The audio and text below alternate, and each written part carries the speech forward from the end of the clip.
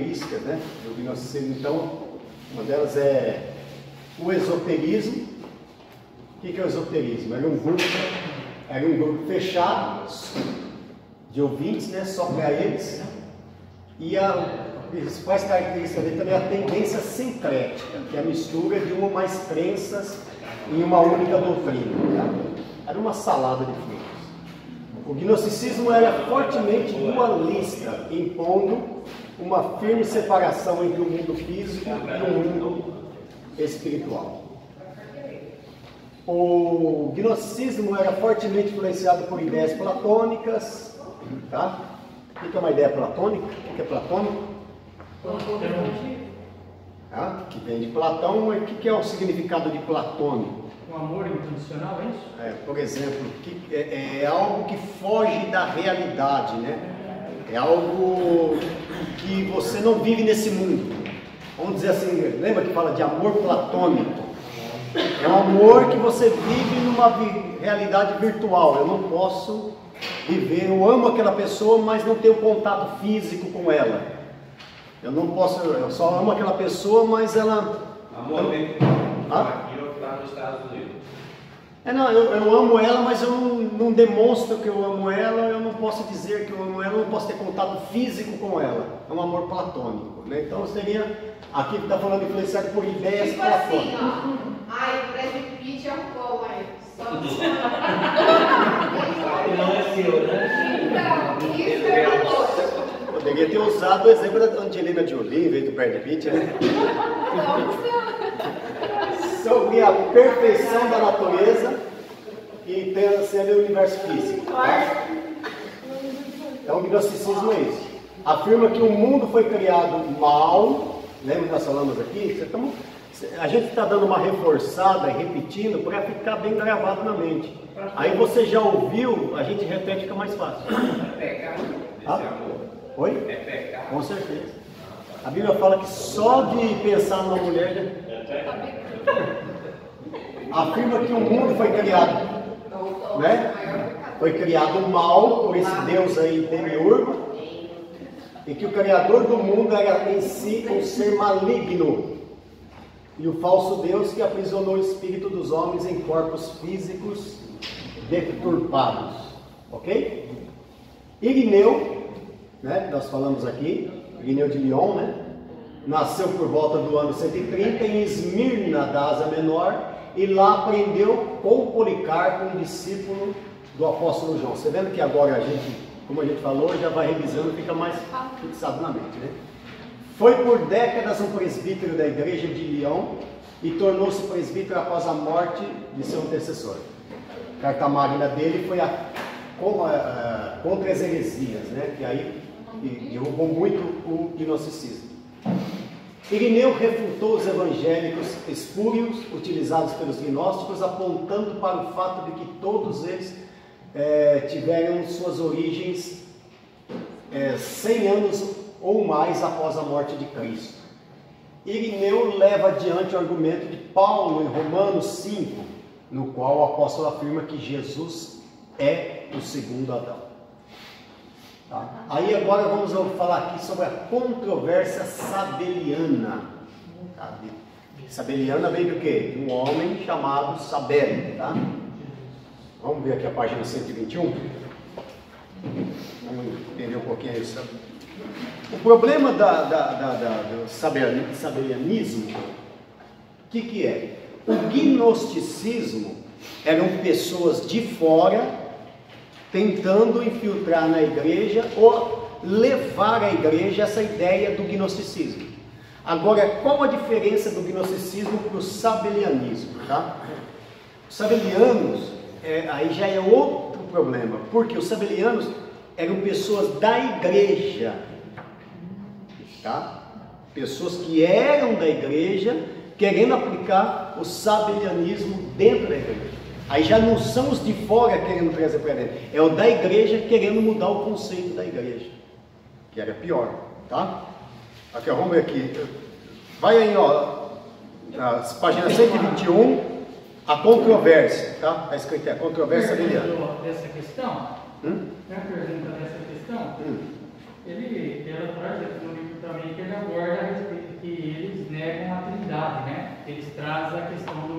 daí que surgiu o grupo dos unicistas. Isso. Agora vamos fazer, hoje, atualmente, nós temos aí a Voz da Verdade, que é uma igreja unicista, e mais alguma que seja unicista? O pessoal do Tabernáculo da Fé, né? E outras, há outras aí. Várias. O Tabernáculo da Fé também? O Tabernáculo da Fé também é. Tá? A hora milagrosa? A hora milagrosa? A hora milagrosa, né? E até aquela da. São várias, né? Agora aqui, ó. Na verdade, esse nome de sabelianismo hoje mudou para. Antigamente era chamado de modalismo. Nessa época aqui. O sabelianismo, eles pregavam o modalismo. Ou o unitarismo ou o unicismo para nós hoje, né? Unitarismo ou unicismo. Tá? Atualmente seria esse nome que dá, né? Antigamente era modalismo. Tá? E hoje é chamado de unicismo ou unitarismo. Ok? Você fala unicismo porque só ela. Oi? Só ela, você fala. Não, por acreditar que não existe Pai, Filho e Espírito Santo, a Trindade. Enfim. Tá? Vamos lá, ó, aqui ó, controvérsia, página 121, no meio do escrito, a controvérsia sabeliana foi talvez o primeiro grande debate cristológico ocorrendo dentro da própria igreja, o sabelianismo, dentro da própria igreja, ok? Mas os conflitos dos gnósticos antecederam essa disputa a respeito da Trindade, mas a maioria da igreja não via os gnósticos como cristãos, e sim como adeptos de uma seita que pervertia os ensinamentos de Jesus. A controvérsia sabeliana, porém, ocorreu entre as pessoas que quase tudo concordavam, exceto que a questão da separação de Pai, Filho e Espírito Santo. Eles não acreditavam que o Pai eram três pessoas, a Trindade, né, sobre três pessoas diferentes, certo? E aí começou... A Voz da Verdade não acredita nisso? Eles são unicistas. Olha, não sabia disso. Então o termo, vai na página 122 aí, o sabelianismo. Então o termo sabelianismo vem de Sabélio. Quem foi Sabélio? Vamos ver quem foi Sabélio aí, página 122. Sabélio foi um teólogo que ensinava em Roma durante a primeira metade do terceiro século.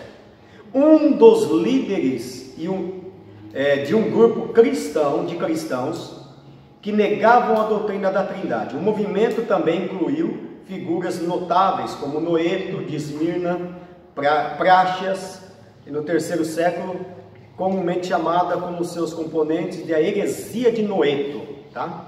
Pois Noeto foi o líder desse movimento, mas na verdade, Noeto, apesar de ele ser o líder do movimento, quem desenvolveu mesmo, quem disseminou foi Sabélio, tá?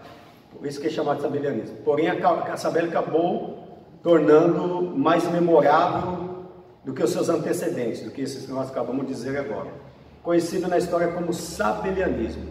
O nome geral para a doutrina que negam a doutrina da Trindade, que é chamado também naquela época de monarquismo ou monarquianismo ou monarquismo, tá? Que hoje é chamado de unicismo ou unitarismo, tá bom? Em nossos dias. Vamos continuar aqui. Sabelianismo veio de Sabélio, teólogo que ensinava em Roma, como eu acabei de dizer. O nome geral para a doutrina que nega a Trindade é monarquianismo ou monarquismo. Vamos lá? O nome técnico para a doutrina de Sabélio e Noeto, os integrantes, esses que inventaram isso aí, né, é modalismo ou modalístico. Atualmente essa doutrina é conhecida como unitarismo ou unicismo. Então, aí você fica entendendo de onde surgiu esse povo. Isso é bom para quê? Para você amanhã falar, mas a igreja não era assim, e surgiu, né, desse povo aí. Segundo Sabélio, Deus não existia em três pessoas, mas era uma única pessoa, Pai, Filho e Espírito Santo. E seriam personagens assumidos por Deus em diferentes ocasiões para diferentes propósitos, mas não seria algo inerente a Ele, tá? Então, para eles, o que era? O Deus, no Antigo Testamento, ele usava lá o personagem de pai, no Novo Testamento de filho, e na nossa época agora o personagem do Espírito Santo. Contra Praxeas, por Tertuliano, e contra Noeto, Hipólito de Roma. Esses dois, Tertuliano e Hipólito de Roma, foram quem combateram o unicismo, ou unitarismo, como você queira chamar. Mas o mais forte, quem mais combateu mesmo, foi Tertuliano, tá? Foi ele que colocou a igreja nos eixos novamente, só que, vírgula, vai ter uma vírgula por Tertuliano que eu já te falo já. Tertuliano, né? Para Tertuliano, o sabianismo claramente contraria as escrituras que afirmavam a respeito de Deus. Está na página 123, aí você pode, olha como ele defendeu bem, pega no finalzinho da página 23, 123, né? Pega no finalzinho aí, conta de baixo para cima, 1, 2, 3, 4, 5 linhas, de baixo para cima, tá? Está escrito assim, nas palavras de Tertuliano, achou aí? Sim. Nas palavras de Tertuliano, um teólogo cujos argumentos examinaremos logo a seguir. Olha que lindo, como que ele escreve de forma linda.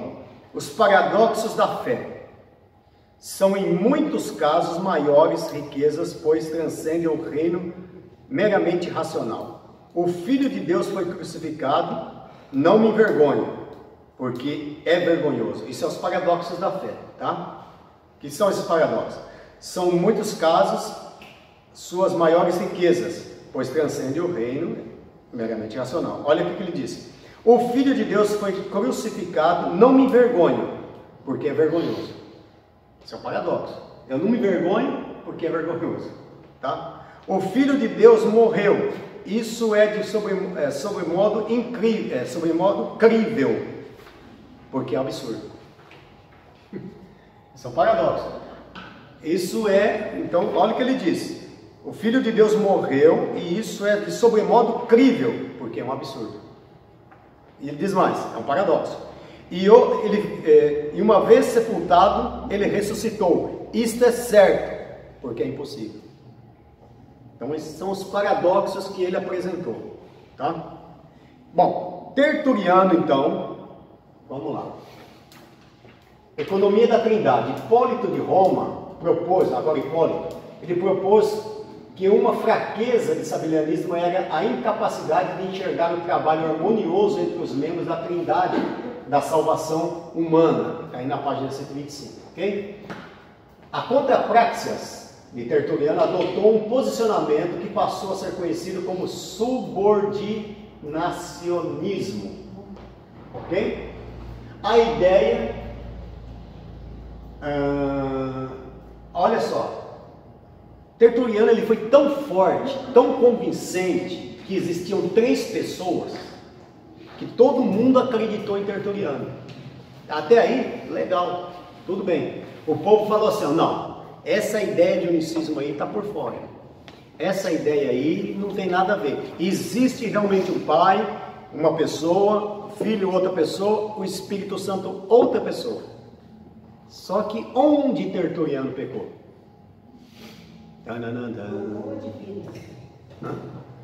Onde ele pecou aqui, a ideia é que o Filho e o Espírito Santo, apesar de serem codivinos, são ainda assim de uma maneira inferiores ao Pai, e eles o obedecem. Isso está escrito por aqui?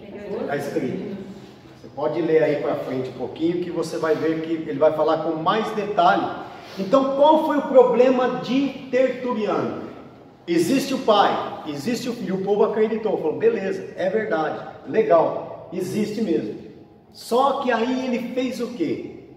Ele falou, existe o Pai, todo mundo acreditou, existe o Filho. Só que o Filho e o Espírito Santo são subordinados a Deus. Não são igual a Deus, eles obedecem a Deus. Quando ele disse assim, por que me chama bom? Só tem um bom, que é o Pai. Eu estou aqui para fazer a vontade do meu Pai.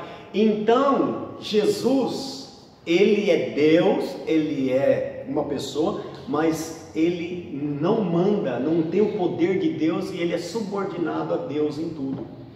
Ele faz o que Deus manda. O Espírito Santo também. Eles não concordam entre si, na verdade, ele está querendo dizer. Esse foi o erro, o problema. Aí Tertuliano resolveu um problema e criou outro. Criou outro problema, que a igreja teve que resolver. Deu para entender? Deu para entender ou não? Hã? Muito bem, vamos lá. Tertuliano ainda sustentava, Tertuliano ainda sustentava, apesar de seu subordinacionismo, uma firme convicção de que o Pai, o Filho e o Espírito Santo o Espírito Santo, que o Filho e o Espírito Santo eram, apesar da subordinação dos últimos dois primeiros, divinos.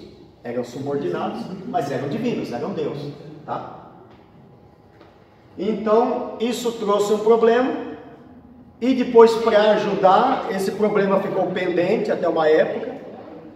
Aí veio o que? A controvérsia ariana. De Arius, né? O arianismo, vamos chamar assim, o arianismo, né? Ário era, quem que era Ário? Ário era de Alexandria, tá? Alexandria ficava ali no norte do Egito. Século IV ali. Quem que era Ário também? Presbítero da igreja. Presbítero da igreja. E que Ários, qual é o problema de Ários, dos arianismos? Ários negava a divindade de Cristo. Por isso que nós estamos estudando cristologia, irmãos. Ários começou a negar a divindade de Cristo. Que Jesus não era Deus. Ele era só um João Batista, como Elias, não era Deus, tá? Então, aí veio o problema do arianismo. Ele era uma criatura perfeita, certo? Uma criatura mais perfeita. Isso, é aí. Tá? Tanto é que aqui na página 127 vai dizer, né? Como os testemunhos de Jeová. Então, eles acreditavam que era a criatura mais perfeita do Pai, mas não era Deus. Jesus não era Deus.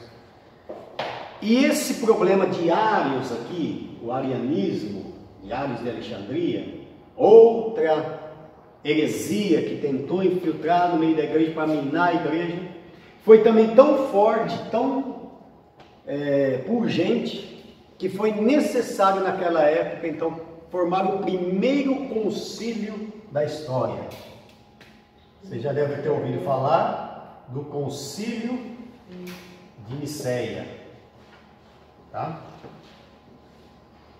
O concílio de Nicéia foi o primeiro concílio de teólogos, juntaram os teólogos lá, tá?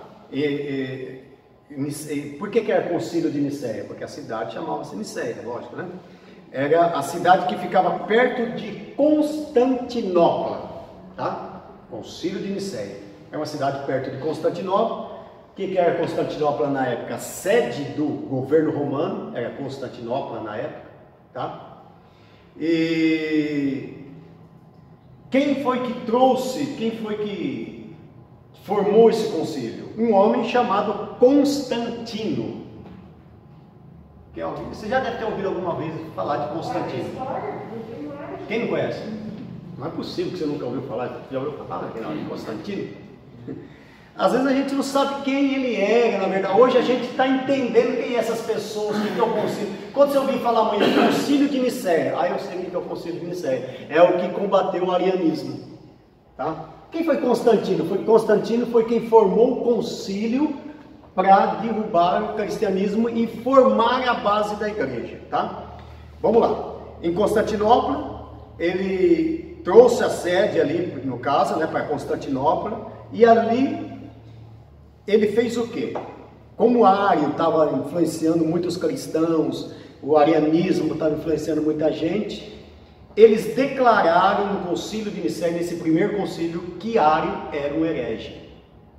Tá? A igreja declarou, depois de se juntar, baseado nas escrituras, isso demorou, irmãos, dias e dias, tá? Quase um mês.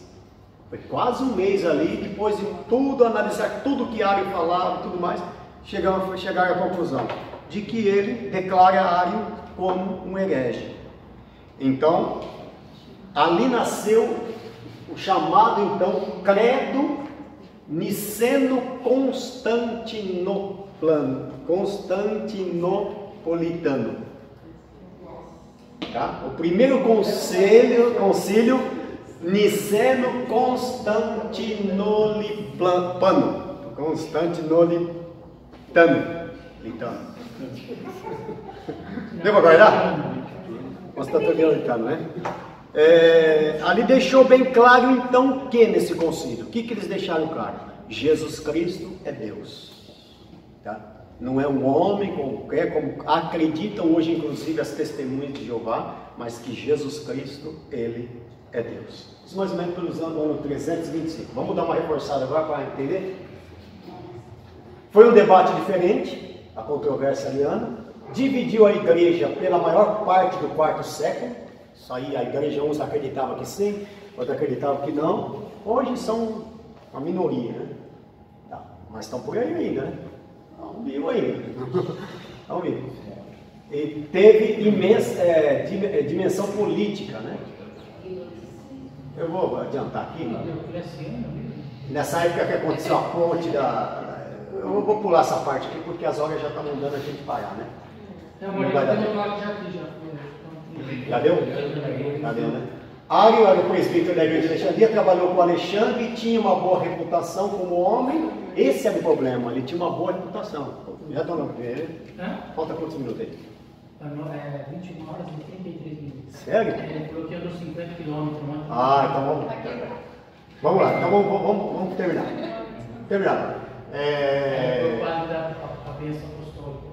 Aí ele trouxe essa ideia que eu falei para vocês. Aos olhos de Ário, a doutrina da Trindade é apenas uma versão disfarçada do sabelianismo, né, falando lá atrás, lembra? Ele trouxe um monte de problema. Já tinha o problema do sabelianismo, ele pega essa ponte, fortalece aquilo, né? Vamos lá. E a igreja dividiu em duas facções, uma liderada por Alexandre e seus presbíteros e Atanásio, e outra por Ário. A igreja rachou no meio, irmãos, onde foi necessário fazer esse concílio. E essa divisão se espalhou por outra cidade, não ficou só ali, tá?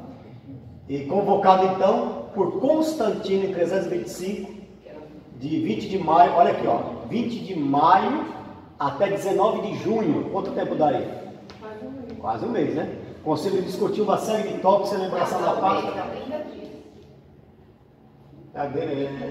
Foi então o tema da questão ariana.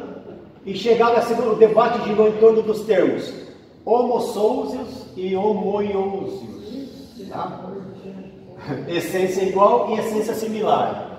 Se Deus era essência igual ou essência similar, certo? Por essas duas causas aqui, durante um mês eles ouviram tudo que Atos tinha para falar, e chegaram à conclusão que homoiousios.